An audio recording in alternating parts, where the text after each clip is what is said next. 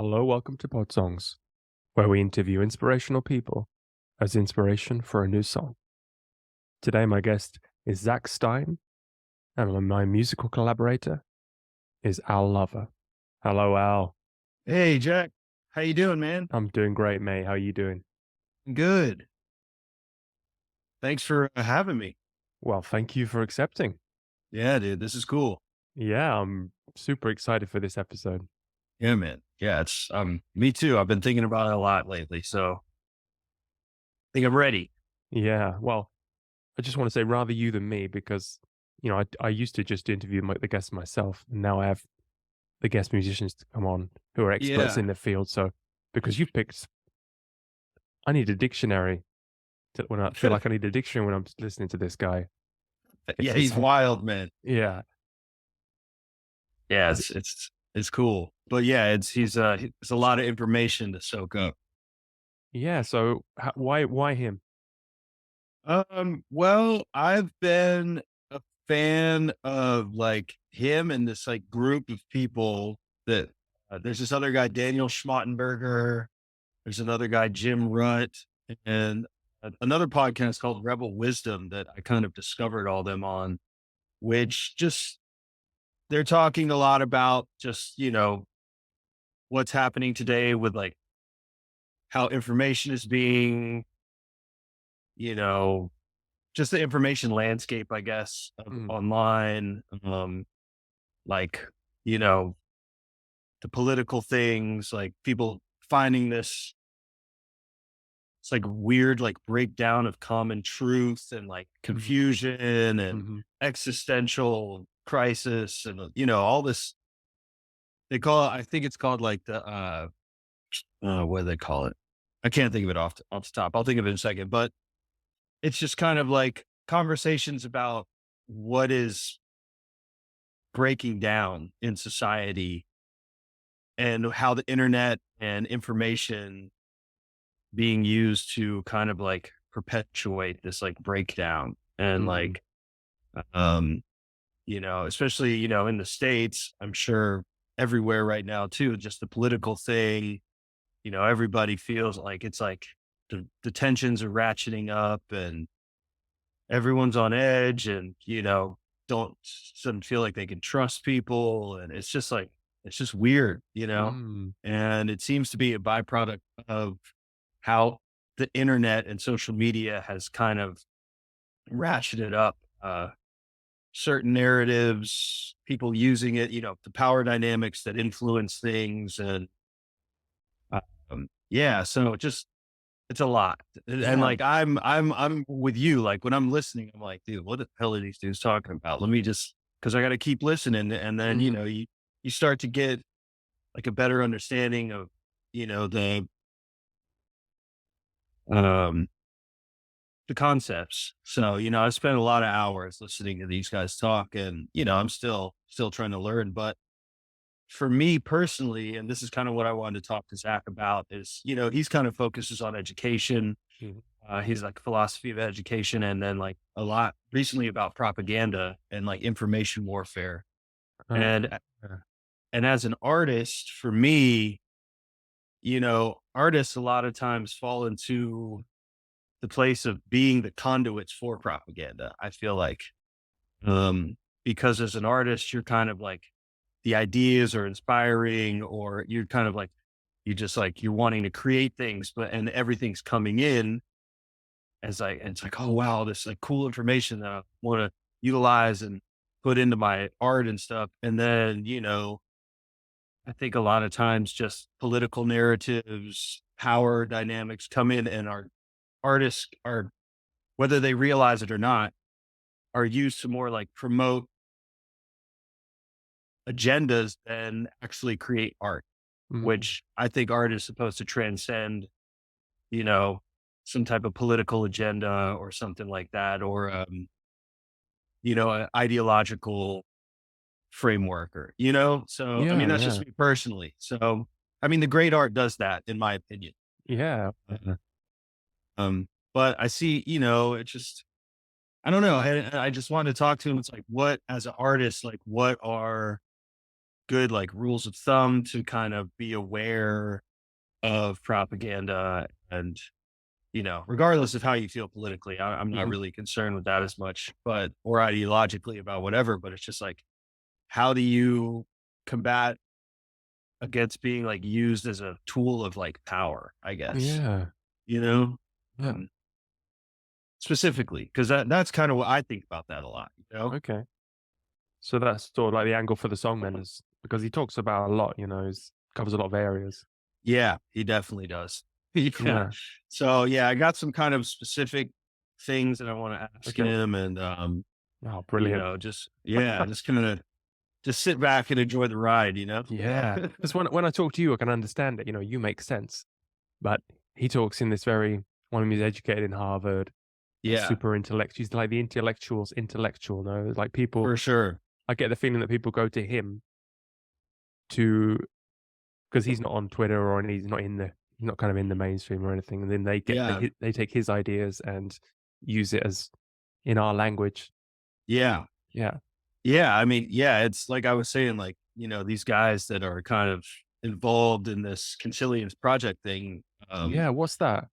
So it's so for how I found out about it is through this dude Daniel Schwantenberger, who is works with Zak Stein on the thing. And I think it is a website with they have articles written. It's a collective that are looking to address how the internet, social media, all these things are being used to kind of manipulate the world, basically. Okay. So have you seen the Social Dilemma, that documentary? I haven't, no. Okay, so I there's know all about it, but I haven't actually yeah, seen it. yeah. So it's they're discussing like how social media is affecting society at large, how information warfare is being used, you know, within you know nation states for political purposes, but then also geopolitically. Um, yeah, just like interesting shit like that. Yeah. Yeah. Where it's like, so Oh, it's gonna be a yeah, it's heavy episode this side. Yeah. yeah, I know. It's I don't know. I feel like since I've gone down this rabbit hole about it, Mm, it's definitely it can it can bring some nihilism to the table sometimes when you're mm, just like, Jesus Christ, what the hell is going on in this world? But it's also fascinating. It's like we're at a weird time. Like mm, this, I mean, the exponential growth of technology within like, I don't know, the last like 20 years is just insane. Like this, like this yeah. is crazy. This is shit that like we would see in like sci-fi movies in the 80s. You know what Mm, I'm mm, saying? mm. Like it's wild. Yeah. So and I'm not like a big tech guy, Mhm, kind of a Luddite with the shit really, but it's just interesting how it's affecting the world. But yeah, mm. it's strange. So and I like strange shit. So Yeah. No, well, it's funny because we're both musicians, but we're like painters, it's in a completely different, like you're a psychedelic artist. I mean, you travel the world doing playing psychedelic conferences. I mean, what a job. I mean, if your career's advisor could see you now. yeah, I know it's a Yeah. strange path that I've been on, but it's been cool.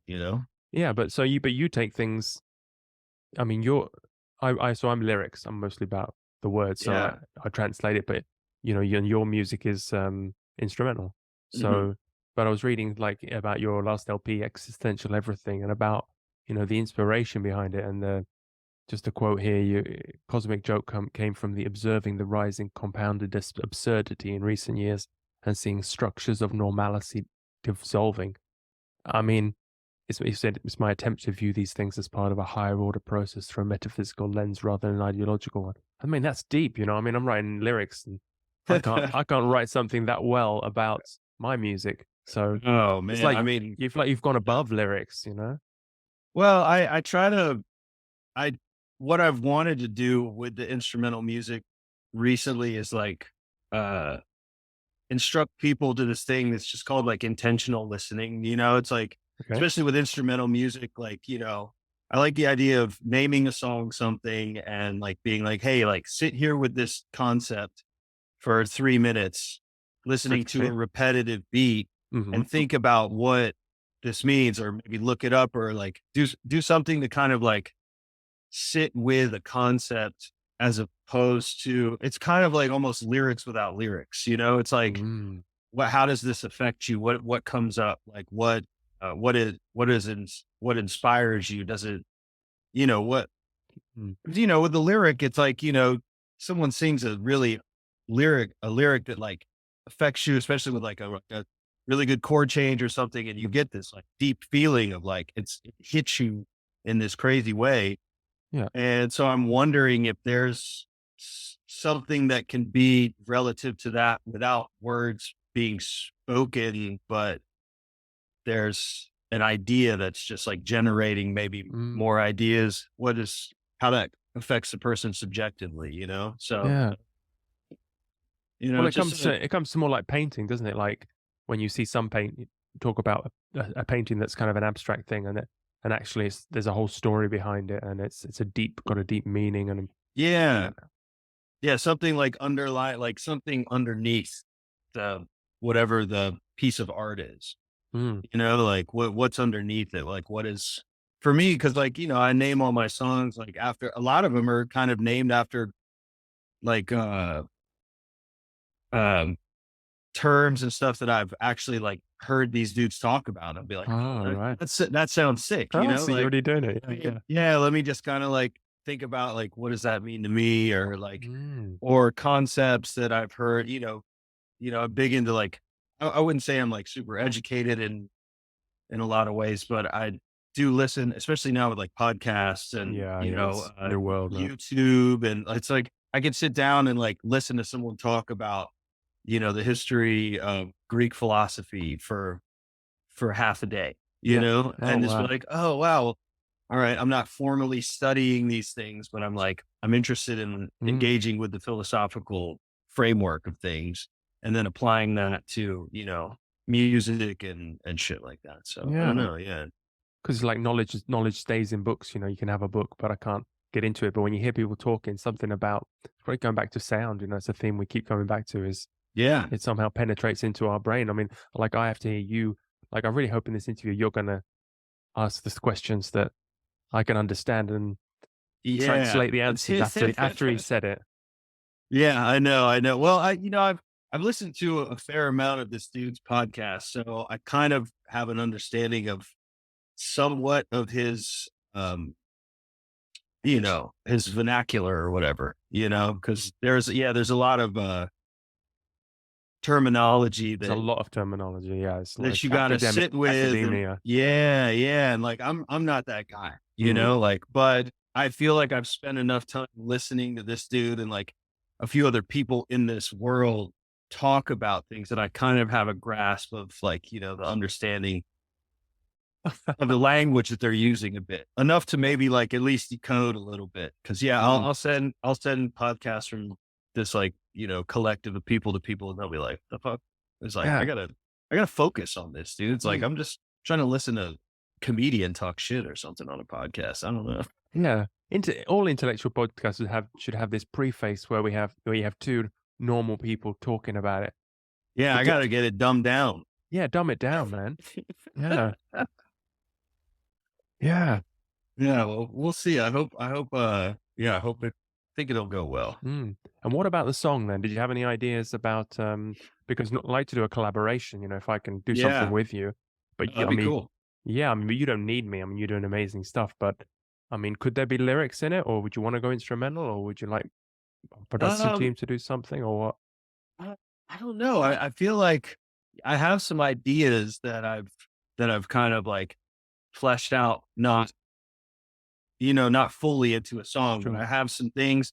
I was thinking it could be cool to have like maybe even like a vocal sample or something to Yeah. lead in. And then, yeah, maybe, I mean, lyrics could be cool. I mean, some vocal harmonies could be cool too. So yeah, I'm down to kind of like collab. Yeah, that sounds Brilliant. cool. Oh, that's great. Yeah. That makes it for me because, yeah, it takes me out of my musical bubble as well, and makes it like a gesamte Kunstwerk, like a total project for me as well because Yeah, yeah. I engage with the subject matter as well, and it helps me translate it when I, write a song about it. It digests it down to my level as well. So Cool, cool. Yeah, yeah, that sounds great. Yeah, maybe I can kind of put like some framework together and then send you some so like basically like a sketch of the track mm. and see what happens. We can kind of go back and forth No, on it. brilliant. Because I was listening to music while I was gardening this morning in the sun, and yeah, it's really it's what's the word? It makes me think of lyrics while I'm doing stuff because Oh, it's nice. yeah, it's kind of it's very meditative, it's very repetitive, and but it's got beautiful melodies coming in, and I was just kind of singing along with the bass line. Really, there's all these melodies inside there. Once you keep listening to it, there's Cool. it's a Awesome, trip, man. Yeah. Yeah, yeah. I like that idea. I mean, I wouldn't say I'm like a very like I I can I understand music when I hear it, but Hmm. I'm still like kind of a novice in terms of my ability to create it. So I was like, as I've had a music career, I've learned, I went from using more samples and stuff like that to actually doing more like composition and stuff Mm. now. But it's still, I like kind of, I'm a huge krautrock fan and Hmm. like I grew up on like post punk and hip hop and stuff. So like atonal kind of like Yeah, yeah. dark stuff like that. But Hmm. then, as I've like progressed as a musician, I guess I've, gotten to get a little better at understanding that type of stuff. I like it that when you have that No, bass. no complex chord changes or anything No, like that. I like that dark bass you have, and then the color on top. It's really Yeah, yeah, yeah. yeah. Yeah, I feel like I've kind of like finally gotten to a point where we're like, oh, I think I have like a sound. You know what I'm saying? Mm, Like yeah, yeah. experimenting around. So yeah, well, I should be able to send you something here in like the next few days or something, at least to kind of like get an idea of where to go from there. Yeah, I had the sense that you're a music machine. You don't have to You know, grope around in the dark for inspiration. yeah, and well, it's weird because it's how it is. It's like sometimes it just like comes all at once, and then sometimes it's just like I'm like a dead zone, just like Yeah. I have no even I can't even force it, Mm, mm. So Well, that's why this podcast is guaranteed inspiration. I mean, yeah, it's after awesome. after these recordings, I'm really up. I'm really Yeah, you're ready to do something. oh yeah, oh, Yeah. jump right in the studio now. So but That's cool, man. you had a podcast as well, I saw, and I was listening to a bit of it about psychedelic music and Yeah, I work with this music festival. It's called Levitation. mhm. It's out of Austin, and yeah, for a while we were doing a little. I think we did like 10 or 15 episodes, something like that. But You were just yeah, there in just Austin, yeah? I just saw yeah, you. yeah, Yeah. yeah. I was just there, played the festival. That was really cool. But yeah, it's a great fest, and like obviously they got awesome music taste. So yeah, I just kind of like took it as an opportunity. I worked pretty close to them for about like 8 or 9 years doing like a bunch of promotional mixes and, uh, you know, DJing the festival, playing the festival, helping, get DJs involved for the live shows and stuff. But yeah, the podcast is just more so like just talking to musicians about, Yeah. just talking shit, you know. Yeah, yeah, I But think you enjoyed it. I could tell you really yeah, it was fun, just like have a beer and smoke a joint and like, talk some shit, talk about music, talk about whatever, yeah. so yeah. None of this intellectual heavy lifting you wanna get into right now. Yeah, no, I'm here to learn, dude. So Yeah. That that Rebel Wisdom podcast is quite good as well. I listened to his episode on there and, yeah, man, I enjoy them a lot. I think they're talking about some interesting stuff. mm, And yeah, because it's a weird world out there. well, it is. I mean, before COVID, I was really, I just the mainstream guy, but then when I saw how the media was manipulating everything during COVID, and that really kinda opened my eyes. It was Yeah, crazy, that was a dude. crazy time, though. Everybody went crazy and It really yeah. the world went but maybe looking back, it's always been like that, but that kind of like you could see the workings behind the machine Yeah. open then and, And I think about that too. And, when, talking about like propaganda and shit, it's just like, it's almost like, you have this kind of trust. I mean, I've always been like punk or whatever, like, yeah, fuck the government, whatever. But also at the same time, you're like, I live comfortably enough in America where it's like you don't really have to question too much because all the basic necessities are mostly covered. If for me as like someone who's just like worked job musician, like I've been very lucky to Mm, be able to just kind of have a fairly normal life.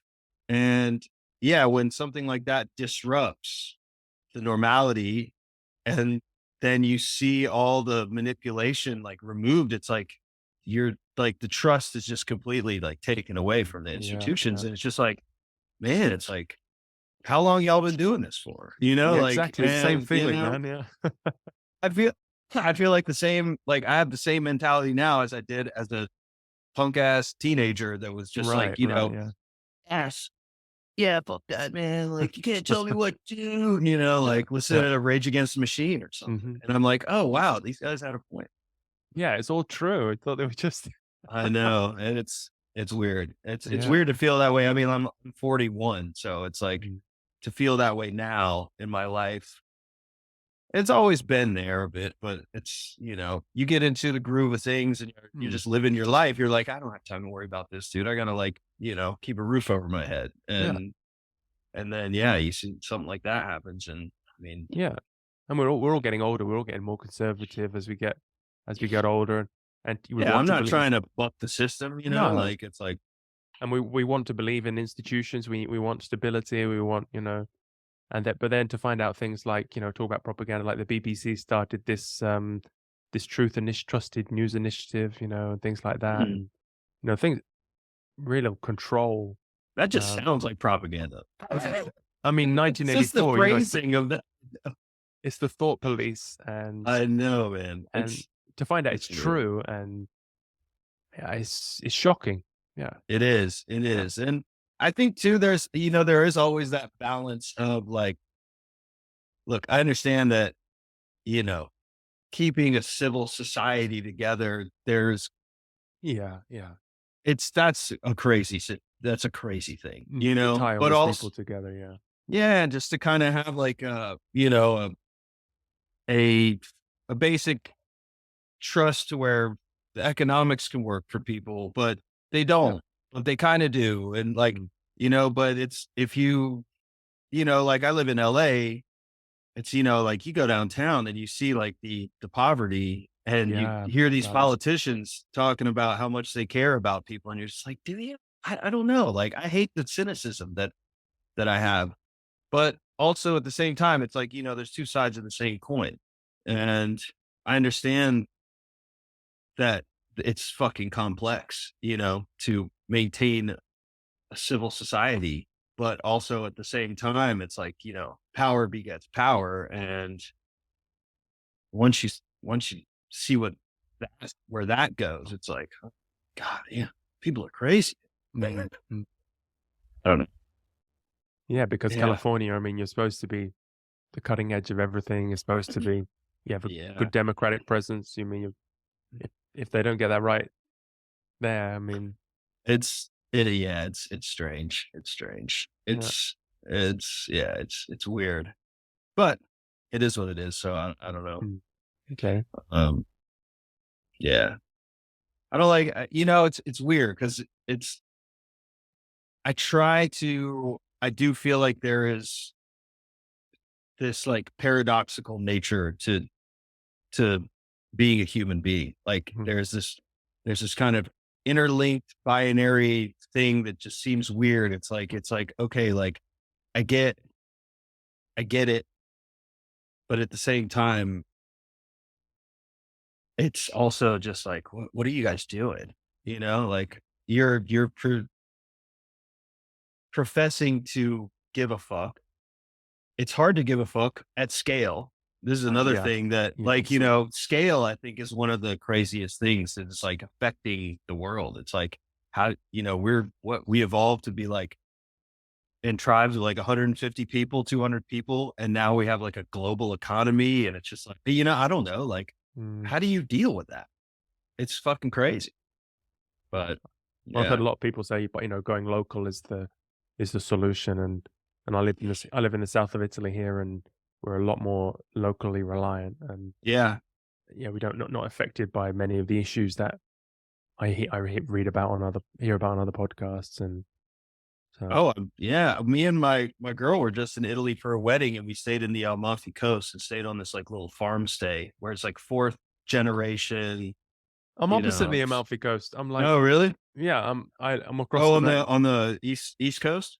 Yeah, no, I Okay. mean no, Uh, still on the same coast, but in the opposite side of the. oh, okay, okay, got Yeah. it. Nice. Oh Yeah, man, wow. it was beautiful, dude. I was like, damn, I need to like move over here. When did you get down there? 10 years ago, yeah, Oh, nice. Yeah, yeah, that's got to be good. yeah. It's great. So I where love what you Italy. stayed in a homestead? You stayed. Yeah, it was like a little farm stay. They had like because of the terrain there, it's like Oh, these it's yeah, steep, like man. steep, dude. And like, this dude, he's just like 75 years old, still like out there farming. His daughter ran like they had like a little hotel there and like we had dinner every night. It's like we were there for like 5 nights. It was like $600 for like meals, like a nice place. Like we went hiking up on the what's it called? Like the Walk of the Trail of the Gods, Gods. Yeah, yeah. Like that's amazing. Yeah. donkeys, all the wood on the backs of the donkey. Oh yeah, man. Yeah, Yeah. Yeah. Just eating figs off the trees and everything. It yeah. was great. Yeah.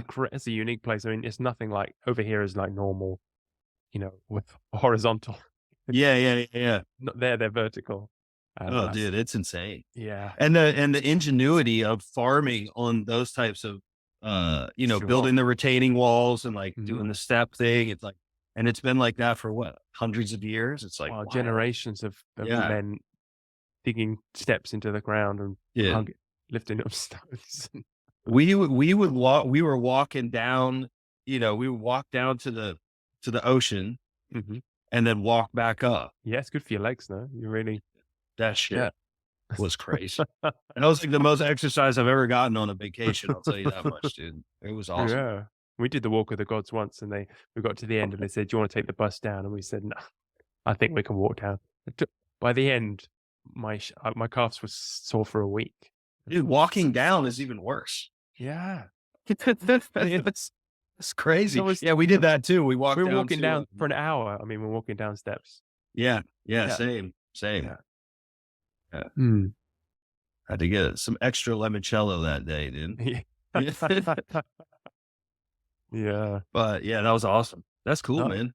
no, it's great. You know the area then. So Yeah, a little bit. And I've toured in Italy quite a few times. My booking agent actually lives in where the hell is he? He's Italian, but he lives in oh, I can't think of it right now. Yeah. I'll think of it later. mm. But yeah, So many he's beautiful Italian. places. Yeah. Oh yeah, yeah. Um but yeah, so yeah, I've been there quite a bit, but mostly like yeah, not too much down south as Mhm. much. But Yeah, yeah. yeah. Well, there's no money to pay them many people. People don't come Yeah, touring yeah. down here because there's not the venues and there's not Yeah, the it's money. not as much of the yeah. It should be divided in. If it was divided into two countries, you'd understand a lot more about the difference between, because it's such a strange geographical. Because before, you went to Salerno, for example, up to Napoli, Mhm. you couldn't get there. Now they've cut a hole through the mountains, so there was these huge differences between the villages. Oh, So wow. yeah, Interesting. you Yeah, just I've couldn't heard get there.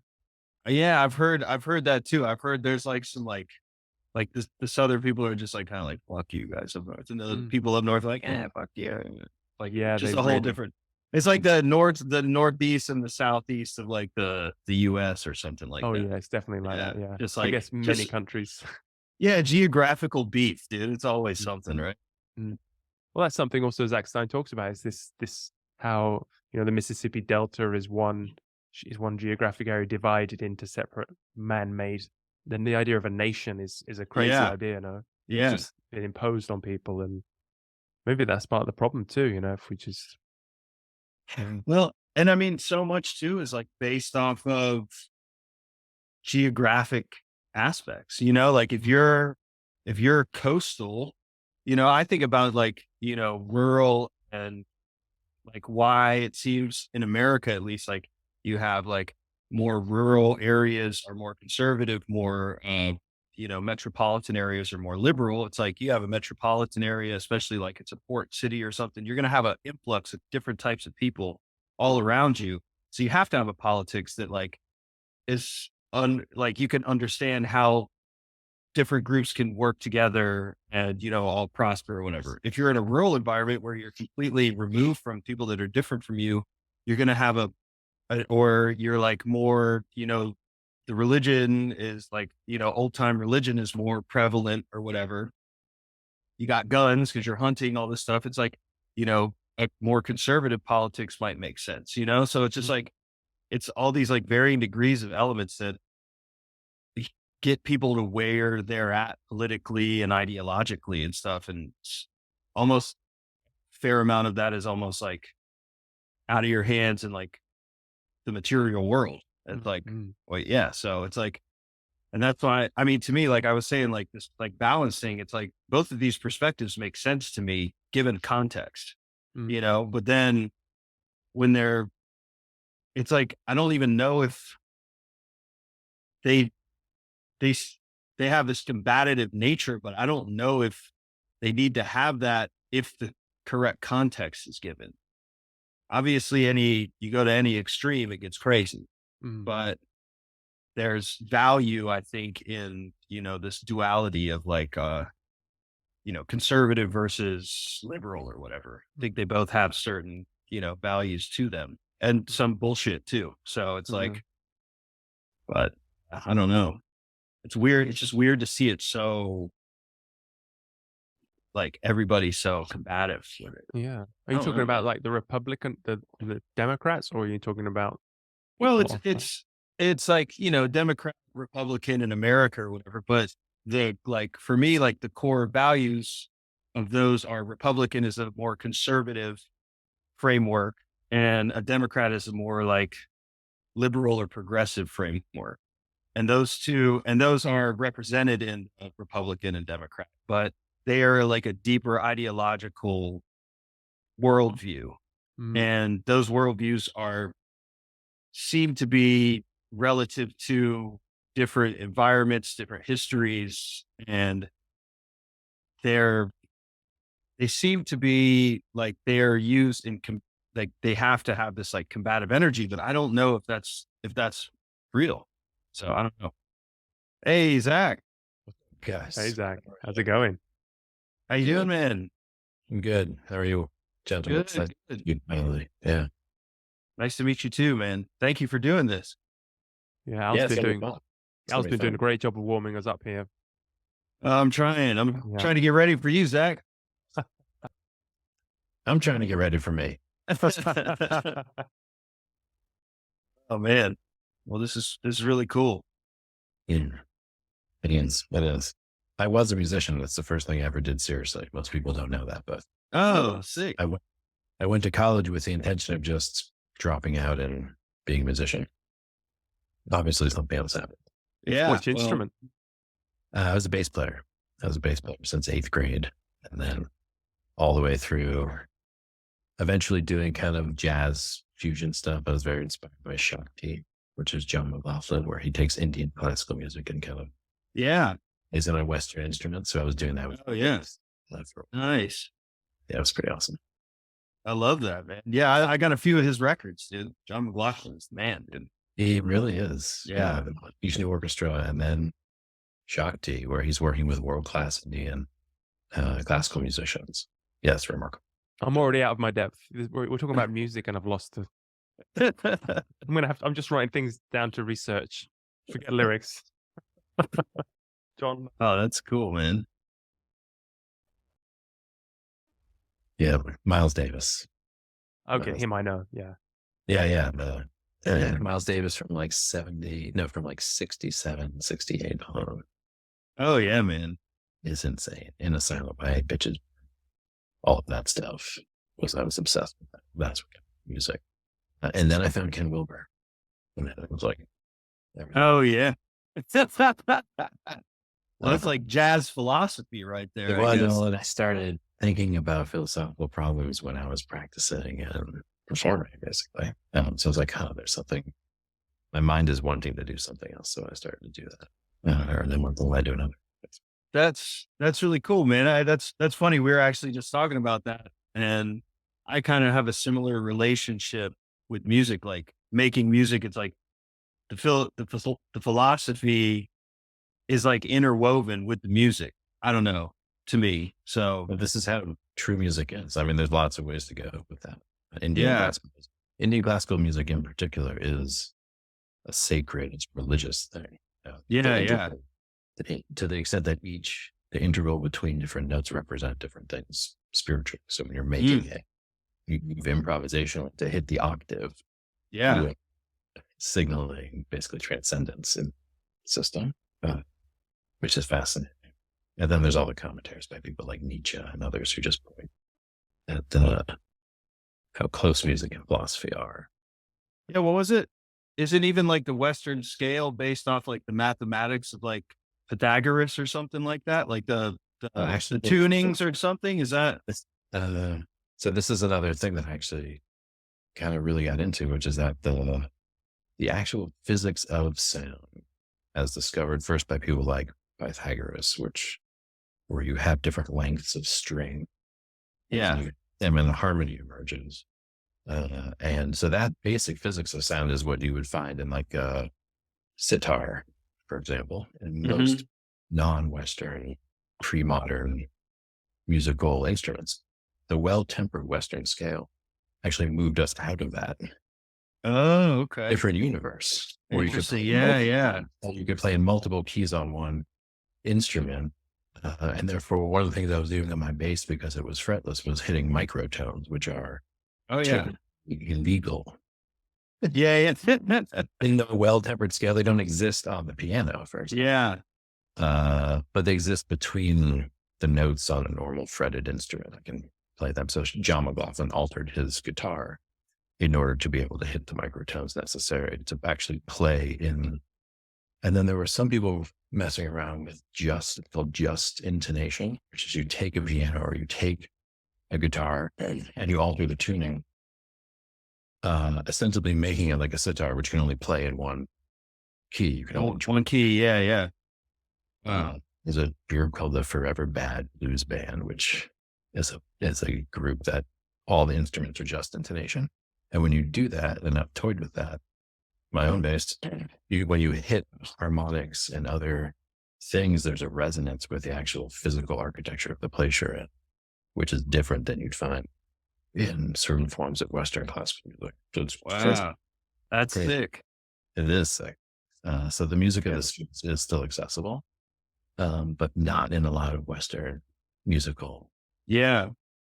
And then you get into pop music, and you get into the commercialized engineering of addictive sounds. Yeah. And then And I think the Swedish model. yeah, you research it. Yeah. Anyway, I'm not going to get on that. So, Well, I've really been into recently, a lot of, basically late 70s, early 80s disco craze from like, like Bollywood disco or, from the Middle East. It's like, disco went out kind of like the blues did, and kind of like went around the world and kind of got those elements of like different cultures into, but the disco framework was there, and and it's, James Brown also, like Fela Kuti, right? Like oh yeah. these confluences of the West. Yeah. Anyway, fascinating world music. It's the best, man. I don't know. It's just like, it's a cool like juxtaposition of, that Western, you know, from the blues to soul to disco or whatever with the, whatever the certain tinge of the region of the world it's from, it's like, and now they have all these people doing all these, like going to these places and finding these records and reissuing them. So it's like, they're all on Spotify. So you could just like hear this amazing music you would have never heard, like Zamrock. I don't know if you've heard of like the Zambian psychedelic rock. It's like this whole other crowd, dude.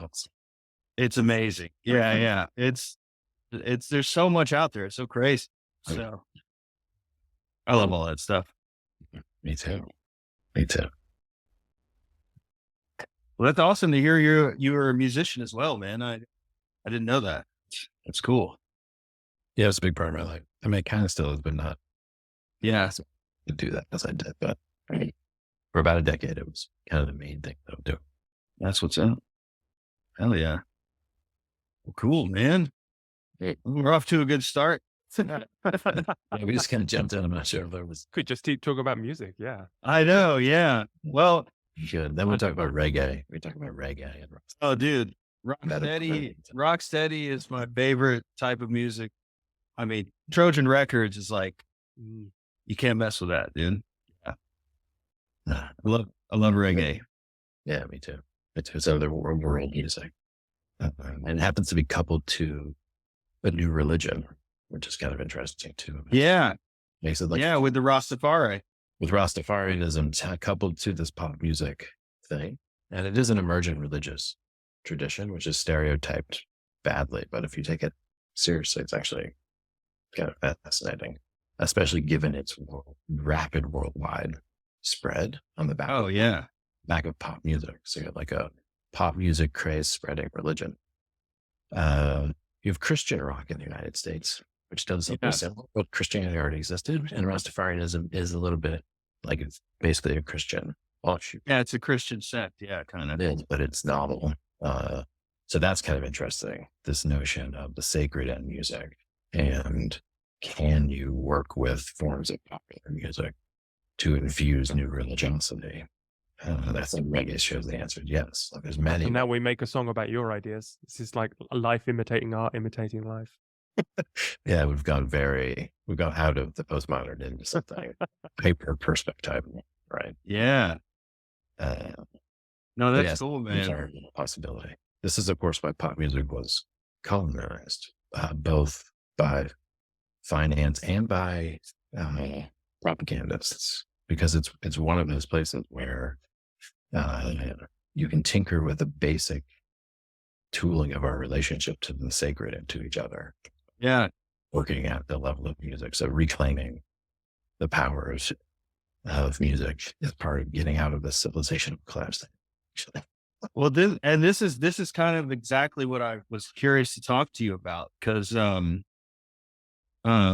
know, as an artist, as someone who, you know, like I have this thing where I'm kind of like what you were talking about, like pushing like kind of a philosophy and religiosity or metaphysics or whatever through my music. It's like, I make instrumental music. It's like trip hop, but you know, I'm influenced by a lot of like what you and Daniel Schmottenberger and all these guys are doing. And like this kind of looking at the world through that lens and trying to see how I can translate that through music, you know, maybe being a propagandist for your ideas, but you know, like Art, no, it's just a joke. But art and propaganda. That's a very like. What's the difference between art? look, and this is kind of what I wanted to talk to you about because it's like I feel like as an artist, and you know, I see this so much. It's like unknowingly being tools for propaganda, just because you know the nature of the artist is someone that's open and just like wants ideas to flow and like. You know, what's inspiring in the moment, like, oh, that's like kind of, and then, you know, you see art being used as propaganda without people even knowing that they're being like the tools for it. I don't know. I have, True.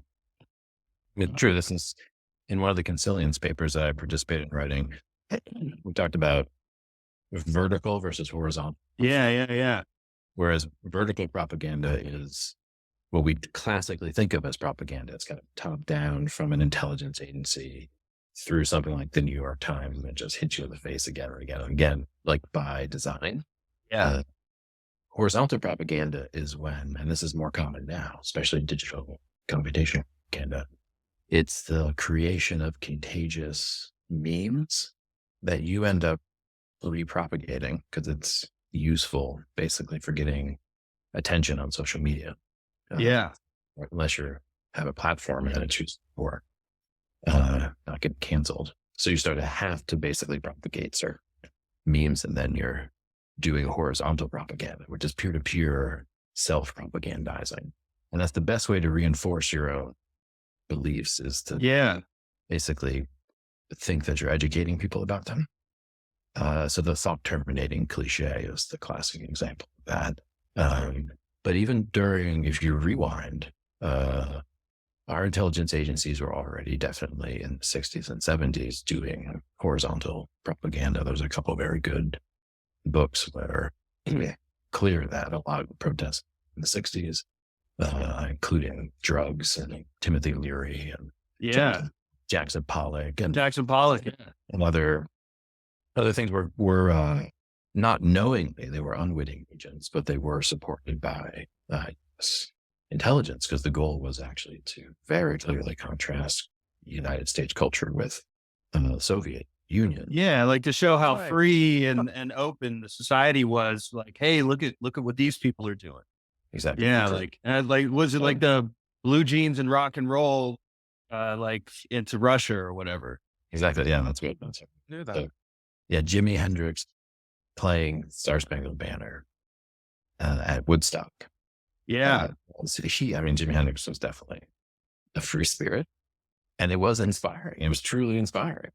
And it was a devastating propaganda blow to the Russians. Yeah.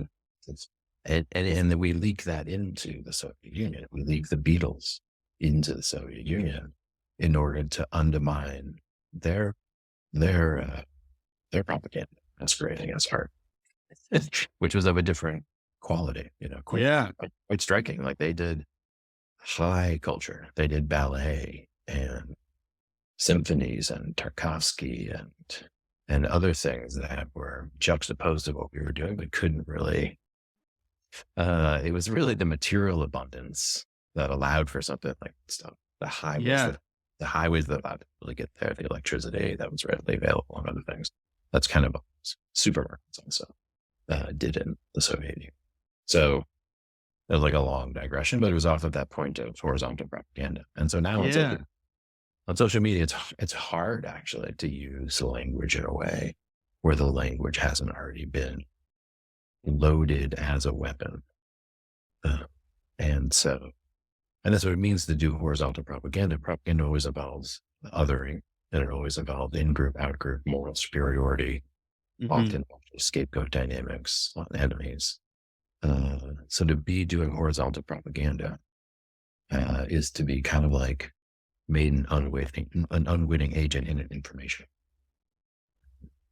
I've listened to quite a lot of your podcasts, and I was reading through the consilience papers, like kind of getting ready for this. I haven't read all of them, but what it made me thinking of the horizontal propaganda. So I grew up late 90s, early 2000s, skateboarding, hip hop, punk rock, whatever. And Shepard Fairey, I don't know if you're familiar with him, but he did the Obey Giant posters. They're like, they're like Soviet style art. I know. Yeah. Okay. Yeah. So it was very strange for me to like come up and like see him using these images of like Soviet propaganda as almost like a subversive way, like in this punk rock way, but then eventually get to the point where, he's actually making, posters for political parties and stuff like that, which I was just like, wow, that's kind of like strangely ironic. It's almost like subversive reverted back to like, Well, it's important to get like, back to like the hyper perspectival moment, which is that we put Che Guevara on t-shirts that we sell at and so we're aware of propaganda and actually use it as, ironically, anti-propagandistically. And so this is important to get. It's that like we have become aware and less manipulated by the kinds of propaganda that were used in the 50s, 60s, and 70s. And so now we're looking at that stuff, kind of making fun of it and thinking that we're not being propagandized. But then, they got a whole nother method now. There's a whole other method. And so the whole thing with propaganda is if you recognize it as propaganda, then it's kind of not effective propaganda. Yeah. It's always what was so kind of like distinct, and this is reflected on by people who research this stuff. In the Soviet Union, it was propaganda. It was clear it was propaganda. And everybody was kind of cynical, and mostly it was the threat of violence that kept people in line. There wasn't some ideologues. Problem in the United States was that they were blending propaganda into other things, so that it became unclear that you were dealing. Then you're really being propagandized. And so, like, the New York Times is a great example. Yeah. It's just so much documentation of how long it has been used as a vehicle for domestic propaganda, as a signaling vehicle to foreign powers that this is what the United States. So it's well documented, but many people approach it as if it is not propaganda, because propaganda looks like that. Propaganda looks like what the Russian, Yeah. Yeah. the political party we disagree with does. What we do here, this is education.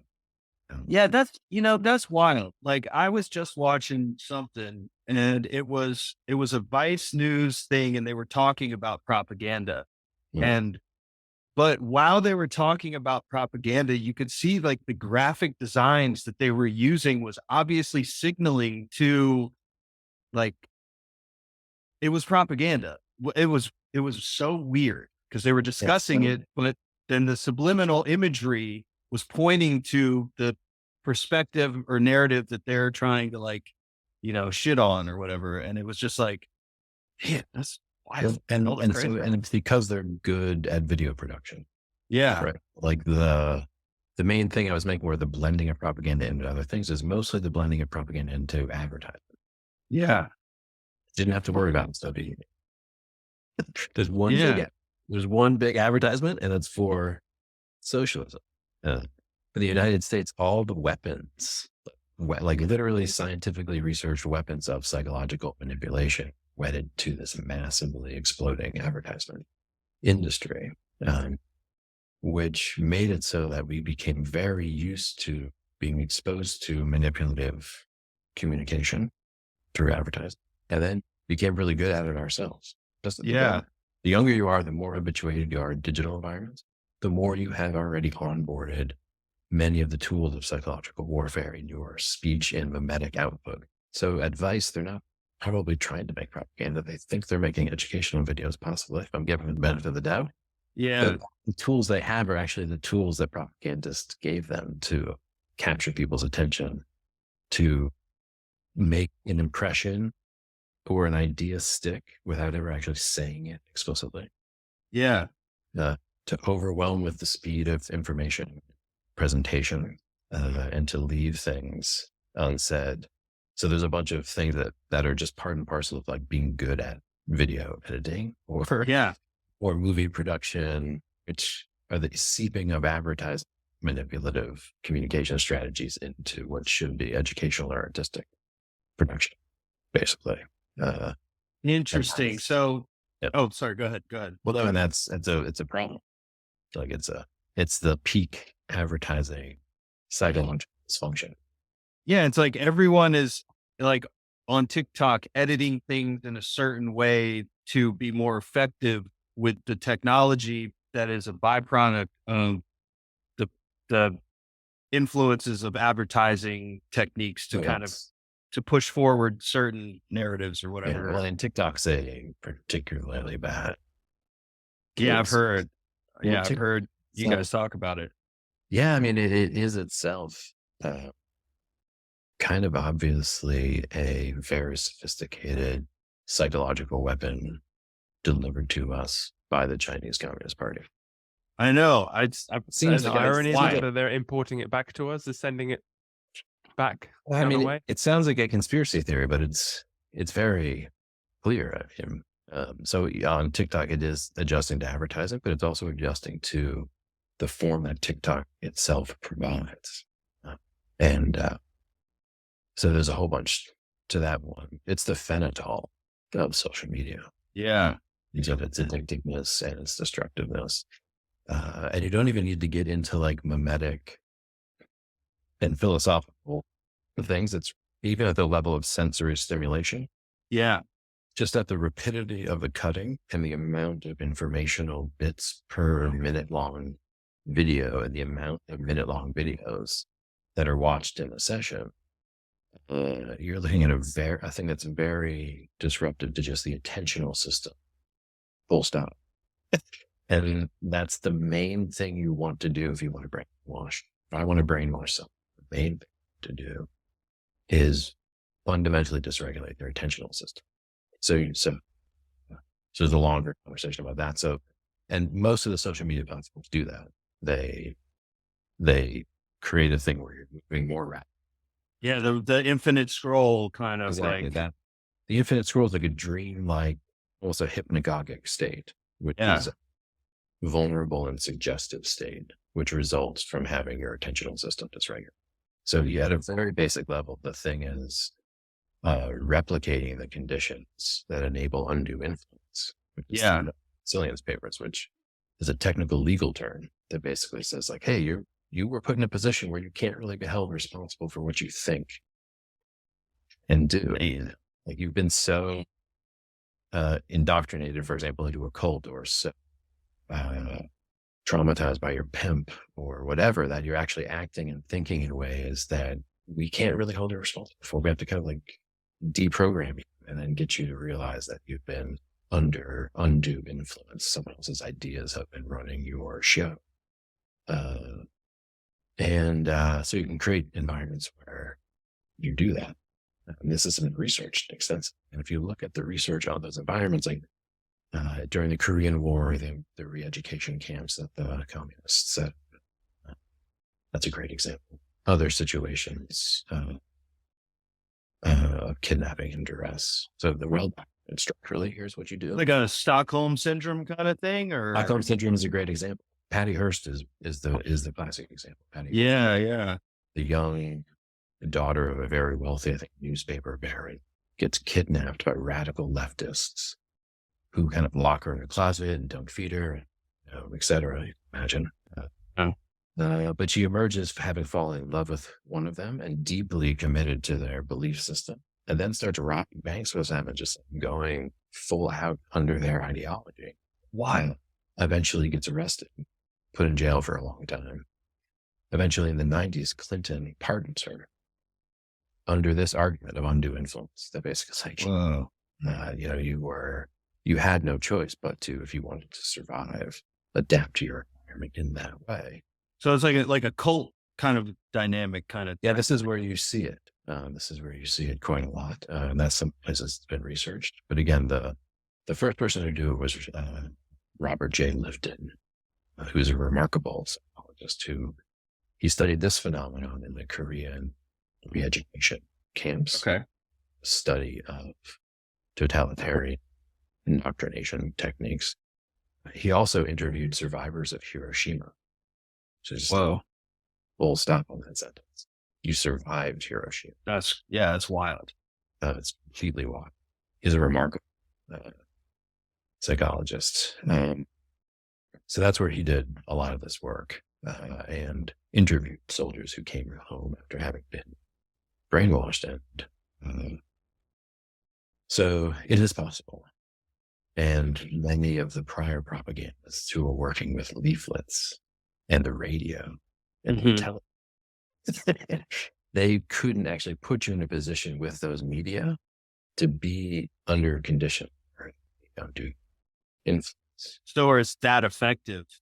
But now that you have the social media, it's the way that the programs are made, they're extremely effective in that tactic. Exactly. There was only so much TV you could watch. Yeah.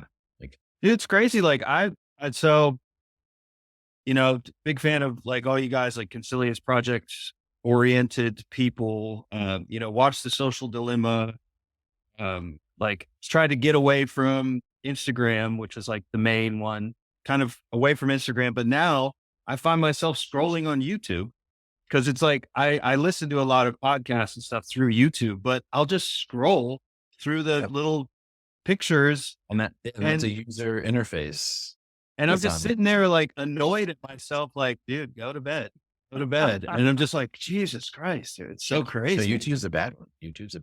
I don't know. because it can go anywhere on you.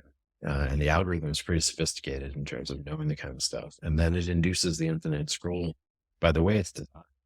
Yeah. And that's the thing. We've been incentivizing a certain kind of digital sphere. And we've incentivized attention capture, advertisement-based ad, revenues. Mm-hmm. So you could imagine YouTube actually running on an algorithm that was attempting to educate. Right now, it's literally trying to addict you to YouTube. Oh yeah, it stopped me for sure. That's what they're doing. They have Yeah. to do it. They have to do it legally to return maximum profits to show. Yeah. So unless they change the way they make money, but here's the deeper problem: is that if you're running on an ad-based model to make money, your value proposition to the people who actually give money is that you can manipulate people's behavior. Like, ultimately, that's what advertisement is. Yeah. Not to get you to think something. That is a means to the end of getting you to do something. So yes, YouTube is trying to addict you to it, but it is also, and other social media, I think in some ways more so, they often link to YouTube. Mm-hmm. It's a massively large scale, customizable behavior manipulation technology. That's what it is. It masquerades as something that connects you to your friend or shows you information. But it is designed to be, and the value proposition it makes to the people who give it money and fund it and to invest in it and hope that it will continue to make money, is that it has the ability to get people to do what you want. Okay. So like long term, it's to get you into a pattern of behavior of addiction to it, to then down the line just kind of consolidate control on the population. Well, but it's not consolidating control, because it's actually allowing everyone a limited amount of access to the brainwash machine. Like, you pay for a certain amount of time to have access to the brainwash machine. It used to be that there's mostly vertical propaganda. Yeah. So this is the horizontal, like you're But talking this is a about. much more complex thing. Okay. And that's not happening in China. This is like No, 3D propaganda. Yeah, they're not. Well, you're being simultaneously manipulated by multiple very persuasive campaigns of behavior modification. Some of them are political. Many of them are commercial. And most of them come to us in ways that we're not exactly aware. Some commercials are obvious, but repeated exposure to the kind of subtle micro-targeted things that occur across multiple websites as you're trapped between websites and you're triangulated in exposure to certain things. As we already discussed, under the quasi-hypnagogic state of having been on it for 45 minutes or 1,000 different distinct information bits, then you're in a suggestible state. So that when that advertisement you've seen for the 30th time, all of a sudden now it's in there. And so, because it's the targeted ads, and then from what I understand, like they're kind of getting, they're taking the data that you're giving them by what you're watching, they're targeting ads, and then within that cycle, eventually it hits, and you're going to be like, you're going to press buy or whatever. They're building a psychometric profile. Yeah. They're building a psychometric profile of you based on all of your behavior, like as much of it as they can get. And any way they can track it. Exactly. So, if you have Gmail, all of your emails are read, and YouTube's also. So the ad you get in front of a YouTube video could be related to something that they've seen. In your emails, they also know all the sites you've gone to. Depending on the ad company and the nature of the relationship, they may know your credit card purchases and your actual physical location based on spatial geotag, your phone.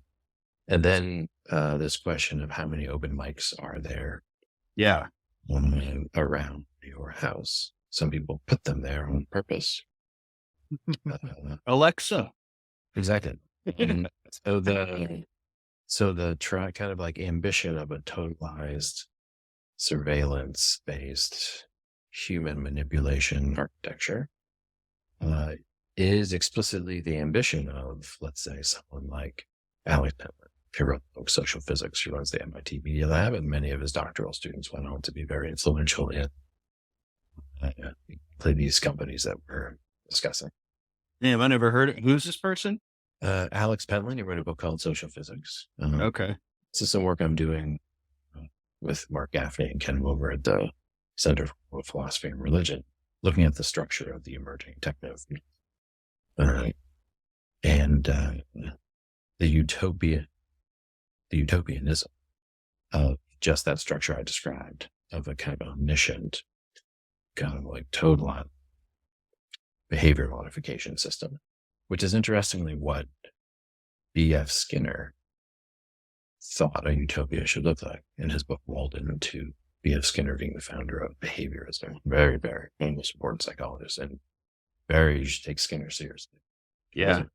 What do you think about then Elon Musk's purchase of Twitter, which is happening right now as we record this? Very interesting. It's very interesting. Yeah, a lot to say. It's almost too much to say because this question, most people are concerned from the perspective of how it will impact domestic politics in the United States. Like when you ask this question, most people are like, "Oh, will he reply Trump?" Mm-hmm. Usually the question, but it's a very myopic and short-sighted. Like Elon is consolidating more power at a planetary scale than any human in history. And so that's the thing to pay attention. And that he's purchasing most prominent and well-populated digital kind of social media, digital communication platforms. That's where most people get their news too. It's like where the news gets their news. You see all these articles. Yes, no, the journalists reporting are, on. the journalists are the journalists are addicted to Twitter. And he's buying it for the network effect that it has him, like it's this big power play, but you have to think about it in relation to the suite of other technologies that he is sitting on top of. So it's a much longer. But does he want to do this one app like China does, or is that just another? I believe that's a good way to think about what would be possible. That he, creates an alternative planetary scale computational stack that is neither the Western nor the Chinese, and that he allows currency exchange, that he has a biometrically verified one ID that gets you into that part of his planetary computational stack, and of course links into your domestic robotics and self-driving transportation infrastructure. So it's amazing, actually. it is wild. But did you see that coming, or was that because we saw Google and we were all looking here? But is this something new then? Is what he's? I don't know, and I'm not an expert. And again, take this up with a grain of salt. But this is what I'm seeing. You just have to look at what he's doing. He seems to be putting all the parts together. Putting all the parts together, and there's some thinking depending behind on how bad instability in the United States political scene gets, to the extent that you see significant infrastructure decay in the United States, you'll see Musk Industries stepping in to actually begin to do things that the United States government should be able to do, or local governments should be able to do. Yeah, that they seem to neglect to do, like in terms of reallocating tax dollars to structural or infrastructure that just. Yeah. Well, we're in and this is the broader context. We're in civilizational decay. We're we're deep into a process of inexorable civilizational collapse / transition. I think they do it, part of it deliberately. They run an area down so that their corporate interests can come in. This is a known strategy, but there's also just institutional decay. Yeah. The legacy problem-solving institutions. And some of that's generational. And some of it is also that there is just a higher order class of problems that needs to be solved, which the existing institutions aren't able to do. And so they keep running old problem solving procedures on a new class of problems that we're done for. And so the interesting thing about Musk is that he's managing to build institutions, Yeah.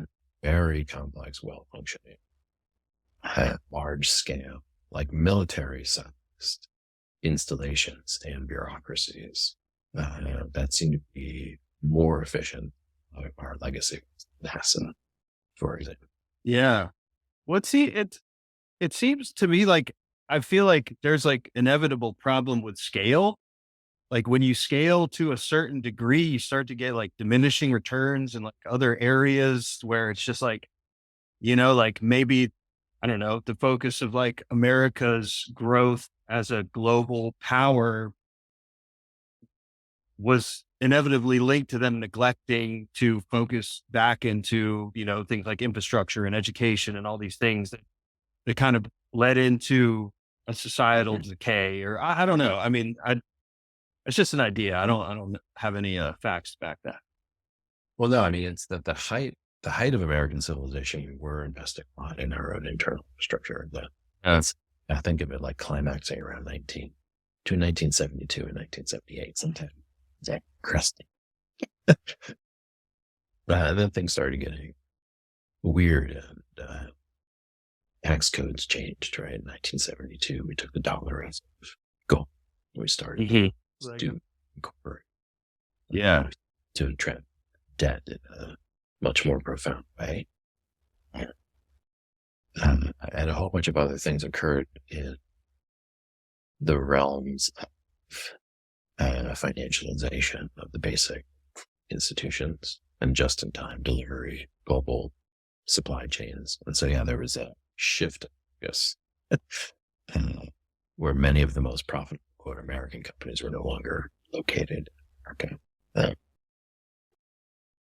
So it's hard to, so the decline of the kind of the American empire, and we call the Pax Americana, which would actually be the post-war global order, which included the UN and the World Bank and other things, but largely was based on a certain kind of hegemony, that there was a resolution of certain very dangerous geopolitical tensions for some time. Yeah. Mutually assured destruction.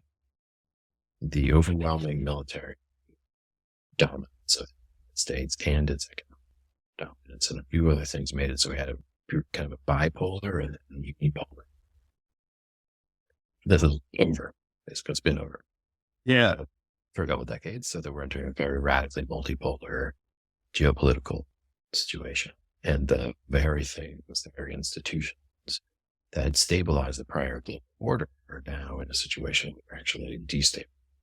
So this question of what a new protocol for planetary coordination and cooperation looks like. This is some of the core of the work of the Consulting Project. Yeah. We call the Schmachtenberg sometimes talks about the third attractor. And this is that. Yeah. Outside of like an autocratic, a kind of techno-autocracy or techno-feudalism, which are both something, it just becomes chaos, and the other becomes to an over-ordered, fragile, inevitably self-terminating lock-in. So there's some third way that the digital could usher in a urgent planetary order. And right now, that conversation is beginning. Yeah. Unfortunately, like this would be a great time to have had a lot of this conversation and to be able to do this type of international, like, cross-sectoral, transdisciplinary cooperation that is needed to address the crisis. But we're just now essentially waking up to the crisis and realizing that the institutions that had resolved, that had brought some semblance, that had avoided self-destruction, like, think about it, since the 50s, and this is back to Robert J. Lifton, who interviewed the survivors of Hiroshima. His main point was that the end of the world just got real. Like, so understand that the atomic bomb, no one knew that it existed. Yeah. Like we all know they exist, but they were a secret Manhattan Project. Yeah, it was totally secret. So when it dropped in Tokyo, Saki, Hiroshima, the people who experienced it had no idea what was occurring. Many of them thought that it was a religious event, that it was truly Jesus Christ. Yeah. And so there was a time after that, and we realized the atomic it was, and this was the whole point of what it was about. The confrontation for the first time of humanity with its self-induced extinction, like through uncontrollable technical violence, as opposed to the righteously ordered and things orchestrated by God, which is an apocalypse. Yeah. Which is easier to make sense of psychologically, because it involves your own symbolic immortality. That's what Lifton talked about a lot, was a way that especially these existential technologies, which at first it was just the bomb, but now they're actually a huge class of existential technologies, and we're making more of it. Which is, now there's many ways for there to be a self-induced species extinction. And yet we've become more numb to that as a possibility, which is what Lifton predicted. He was basically like, we will not be able to hold, as a culture, this tension for very long. We can't anesthetize ourselves psychologically. Hollywood helps. We would pull ourselves back. And then divert it. And then he thought that would result in this psychological dysfunction, because there'd always be that. It's like there's always this systematic historic communication. It's like there's this huge elephant in the room that no one wants to talk. And so the meta crisis, the framing of the meta crisis is a way to essentially to try to in that conversation again, because we can't enter maturity as a species or even imagine anything about having a viable future civilization if we can't move through this, what we sometimes call a second shock of existence. This is a term I think Gaffney coined, which is basically the first shock of existence. And this was studied by many anthropologists. Ernest Becker, the most important part, the denial of death. It's amazing. Wilbur also looked at it in his Project Enough for Eden, but there's a time, like, animals don't think about their own death. Yeah. Stars, they don't think about this. They don't really fear their death. They feel pain, but they don't ruminate on the meaning of their life in the face of death. Yeah. At a certain point, however long ago in the history of humanity and the evolution of biology, you had the first kind of self-aware sapient being that began to think of its own death. And we get very, very, very deep in the archaeological records. Burials, sacred, ornamented burials. And so the basic argument is that that's when religion started. Yes. With the sapiens that enabled this self-awareness of death. And then the giving the meaning to death to perceive what's related to all life and things, and then therefore creating a religion. So that's the first shock of existence, which is the awareness of individual death. I got a question real quick, and I don't mean to cut you off, but I'm wondering if, like, our more secularized culture is, like, getting us away from that relationship that's almost like making us forget and pushing this, oh, we got to create this new fucking biotechnology or whatever. It's just like moving us further from it to where we don't have that relationship anymore. Well, and this is where you have to see that at its extremes. Biotechnologists and transhumanists are religious. They are trying to solve the first shock of existence. which is huge. Like, and there's a whole field called terror management theory, I think. And this is about basically the thinking of almost all psychological functioning as being somehow related to defense against the anxiety, death, terror. So that's what most religions were attempting to address through various means. Death is a doorway to wisdom. Now, Alphabet / is trying to fix death, cure death. Yeah. Well, It's a weird one. So It's a weird one. fundamentally religious. It's not medical. It's fundamentally religious. Yeah. So that's the first shock of existence. Awareness of individual death. And then we create the bomb.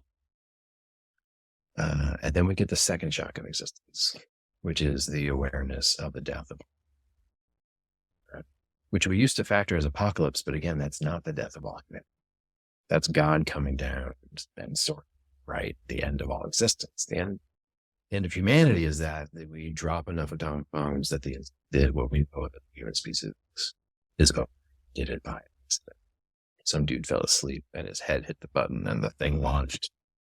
And then they launched and it was over. Meaningless, uncontrolled. And called humanity. That's the second shock of existence. And so this portends a new planetary religion, essentially. Yeah. We don't mature as a planetary species, able to destroy itself or not, able to destroy all life on Earth or shepherd it. That requires some new type of planetary superstructure, new type of planetary world philosophy. And so that's what we're grappling with. So for as long as we repress the second shock, then we don't have to have that. And we can have a void where the future philosophy needs to be to give us self-control, direction. But if we let it in, which is what's necessary, which enough catastrophic events force us, then we'll let in the second shock, and then there'll be a new culture. What that mood will be like, I'm not sure. But it will be ethos, larger and more profound than any religion, likely mediated through digital technology and AI. Well, thank God Musk is here to shepherd us through it. The concern is that he understands himself. Right? This is the concern. Yeah. I thought about that too. Yeah, this model of hyper agents, that there's hyper agents, institutions, and egregores, right? That there are several large games of power afoot. And there are individuals now, and Elon's just. I mean, Seal too, I feel like is in like Peter Thiel is, I don't know, I don't know, but it seems like there's a lot of power and a lot of influence. Part of the multipolar kind of planetary track is, Musk and the Google guys and even the Amazon guy to some extent, not to mention some of these companies in Europe and other places. These have as much power as nation states. Yeah. So to think about like when the British East India Company and the Dutch began what we know of as capitalism, they had the largest standing armies and most powerful printing press enabled bureaucracies on the planet and just like flew by the feudal empire. Just decimated it. Yeah. It couldn't even recognize what it was. It was happening. So, and that's a little bit how some of the emerging techno-feudalists. It's even more exponentially like. Yeah, they're out competing the government. So so this is the issue with the TikTok and other thing. It's like, the government can't regulate something that's. Yeah. Right. Which is to say, someone asked Tristan Harris at a congressional hearing. Someone asked Zuckerberg at a congressional hearing, how do you make money? Right. So basically, like, we have a senator, completely unaware, Not even understanding how not it even works. not even able to do the simple homework of reading like a 2-page memo before he sits in front of one of the most powerful tech guys in the world, and then doesn't understand the basic reason and design of the entire technology that's under discussion. And Zuckerberg basically said, "We sell advertisements." Answer. Yeah. Which is euphemism. They do sell that, but that's the money fundamentally. The way they make money is by convincing the people they sell ads to that they have a very powerful behavioral control tech. So that's the one of these issues, is that we're in a situation of exponential technology, exponentially empowering certain classes of hyper agents, resulting in this very complex or trip dynamic at a planetary scale. That's the underpinnings of what we call the meta crisis, the kind of rapid technological transformation of superstructure, which is like policy, and social structure. Social structure, which is governance policy, and superstructure, which is technology, and then we're back to the problem. Is it, and a big irony, he changed the name of his company to Meta? Is that in it? I mean, it's unfortunate for philosophers. I know. I was bummed on that too. I was like, man, Yeah, it is. that shit. That's unfortunate for philosophers. But we'll see where that all goes. I mean, my understanding is that the European Union is outlying micro-target business. Oh, really? Yeah, I mean, this was my understanding a week ago that this was going to run through, which would potentially be hugely problematic for financial viability going forward, because it would use its ability to run its business in Europe. And then that would set precedents for other states to those practices, which I think should be done. And then then he would be forced to do something else, like, for example, charge everybody a couple bucks. And then a subscription model allows for completely different incentivization system for algorithm development, because then people are paying you money. You know, it's just that they're not there because you addicted them and forced them to be there and they wish they were somewhere else. But they're paying money, actually expecting something. Yeah. What's the thing? It's like, if it's the service is free, then you're the Product. Right. Yeah. Yeah, I paid for the YouTube ads to pay for YouTube Premium, and it's much more enjoyable without all those ads. Totally. But they're still feeding you a sequence of videos. Yeah. Right. And note that it's in your right field of vision. It's your right eye connected to your left hemisphere, which is, anyway, so there's reasons. Which is like the kind of more like creative, like interesting, and like seeing patterns or something. Right. Or it's the right brain. Oh, okay. Oh, the left is the pattern recognition. Well, it's specifically the one that isolates things, takes them out of context, and makes control-based decisions. So if you're getting constant novel stimulus stimulating your left hemisphere, you're much less likely to step back, which you do sometimes. What am I doing looking at the internet like this? That's crazy. The right hemisphere is looking at the whole context and putting it. Yeah. The hemisphere just looks at its prey. Just something to control, to go after, to conceptualize. Wow. So there's reasons for all the design interfaces. So even if you don't have ads, they still want you on site. So it's built into the framework of how you're interfacing with it. You'll always get the most next desirable video, and they'll know when you're mousing away to leave, and they'll give you something that's even weirder. They hit you in the lower base of the brainstem, based on something you looked at once. Probably it's the ads on other sites. Yeah. So it's intense. So we kind of got off to the races here. I got to go in a few minutes. Yeah, no, dude, this is so cool, man. It's cool to just sit here and listen to you rail it off, dude. Like, this is, for me, this is just like, it's an honor to talk with you, man. Like, I'm a big fan of what you do. And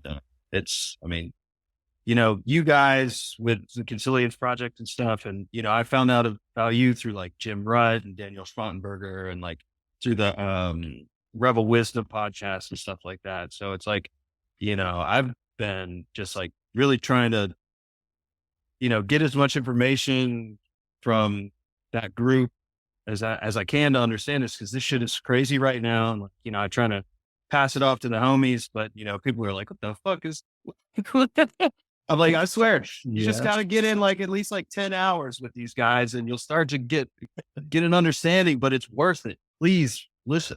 But yeah, I don't know, man.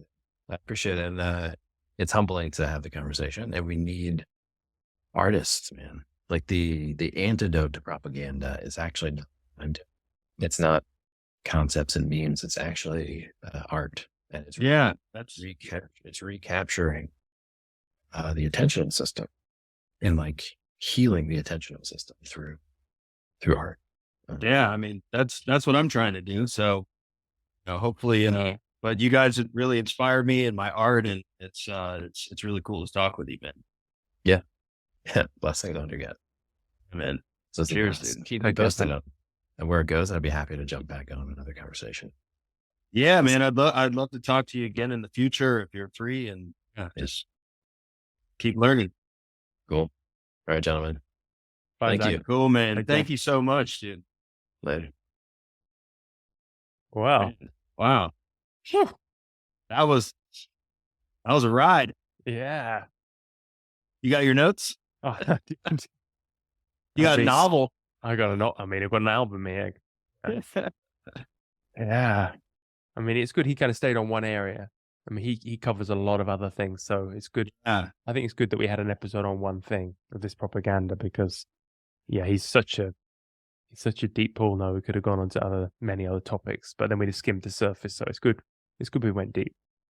That was cool too, because I've heard like he's kind of discussing things with Musk and things like that, and like this kind of this idea of where things could go with the technological, techno-feudalism or whatever. It's like that's a very interesting thing that I haven't heard. I've heard people touch on it, but not a lot of people like kind of connect the dots like he did there, and that's interesting.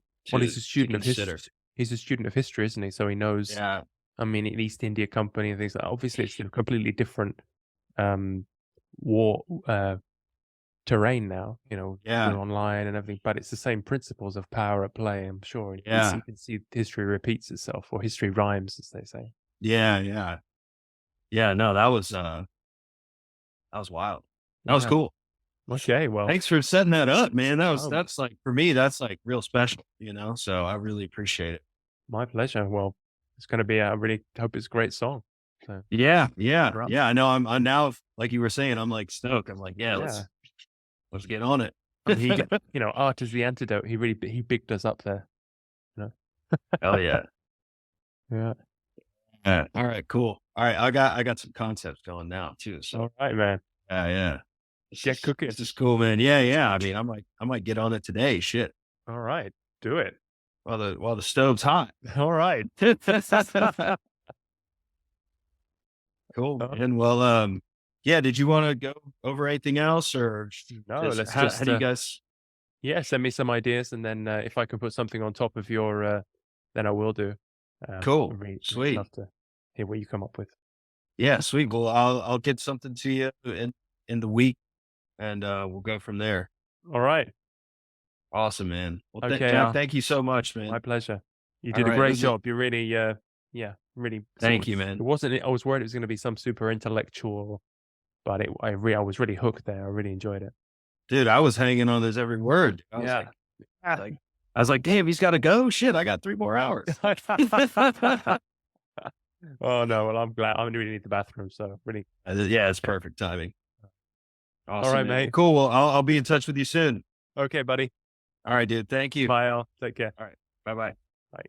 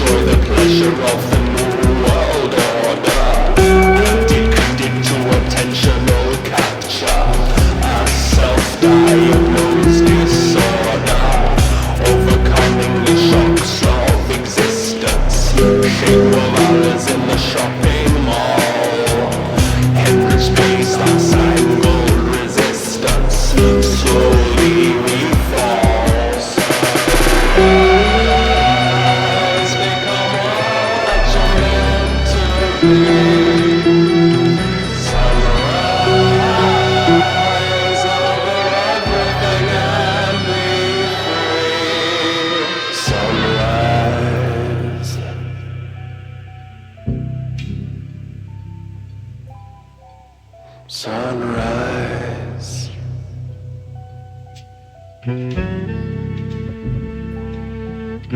Sunrise.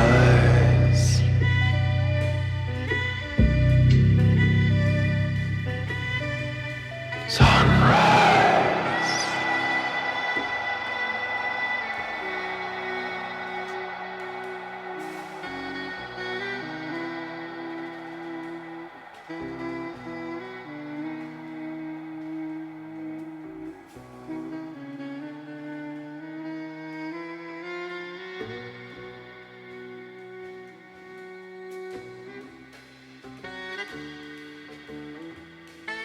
He knew the world would not be the same. Few people laughed. Few people cried. Most people were silent. I remembered the line from the Hindu scripture, the Bhagavad Gita.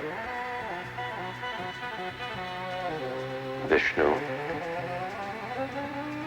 is trying to persuade the prince that he should do his duty, and to impress him takes on its multi-armed form and says, "Now I am become death, the destroyer of worlds."